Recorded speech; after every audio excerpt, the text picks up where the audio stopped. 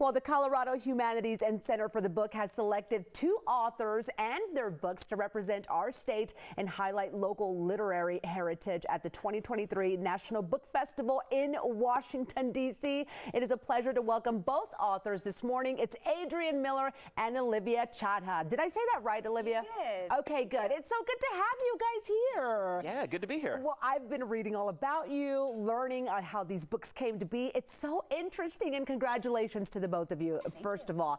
Okay, I'll start with you first, Adrienne. Tell us about your book. Now, this says Black Smoke African Americans in the United States of Barbecue.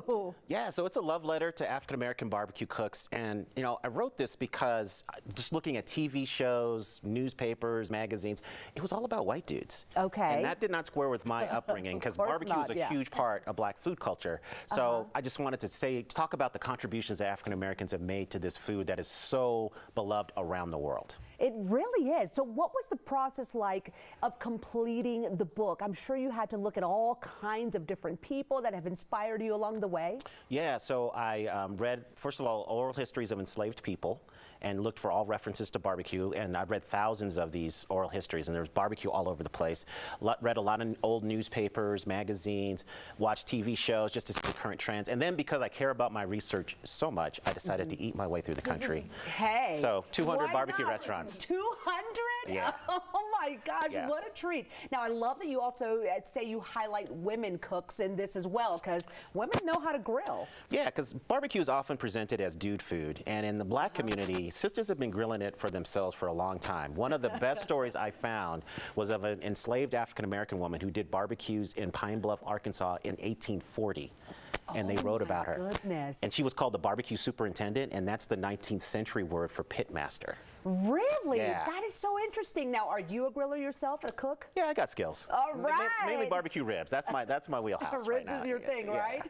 Okay, well, I can't wait to check out this book. Now, Olivia, you excel in the young adult category. That's my 14-year-old all the way. Tell us about your book, Rise of the Red Hand, and the inspiration. So Rise of the Red Hand is about a cyborg smuggler named Ashiva and a wealthy hacker named Riz who try to take down the technocratic government that's sacrificing its poorest citizens to fuel its utopian society. And so the South Asian province is split into 2 sections. There's a domed city where the wealthy people live, and then the people who are poor live outside and they don't have very good lives. So, but essentially it's about 2 people from opposite sides of the tracks who come together empathetically to kind of help this planet that's been ravaged by climate change. Got it. Well, again, lots to learn from both of these books. Now, I want to ask the both of you, how does it feel to be selected? There's a lot of authors, by the way, who were in the running. You 2 were selected to represent Colorado on a national platform in D.C. What does that mean to you, Adrienne? I'm just deeply honored because we have a lot of great authors in Colorado who have also won the Colorado Book Award, as we have.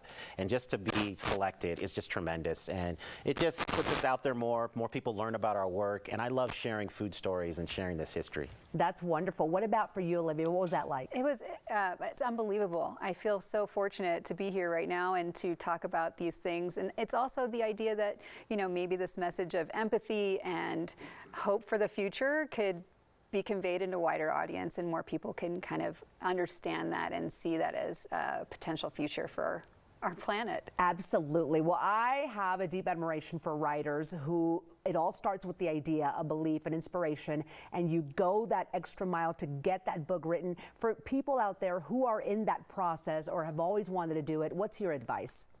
I would say definitely share your dream, because a lot of times people keep their dreams close, but by sharing the dream, a lot of great things have happened for me. I got leads on research, I found out about people I would never have known about, and a lot of cool things have happened for me, so just share your dream. That's wonderful. What about you? Same. I mean, I have a graduate degree in writing, I've been studying writing, I taught writing, I really love mentoring people. I feel that if a person has a story that they would like to tell, they need to believe in themselves and learn how to tell it, and lots of places in our local area are helpful for that, like Lighthouse and like other classes. But finding your people, finding other people who believe in you is really important, because there are a lot of people who hold you down and don't really advance your dreams. So if you have any naysayers, maybe let them go and then continue on and optimistically create your work. Great advice. And here you two are representing our wonderful state of Colorado, right?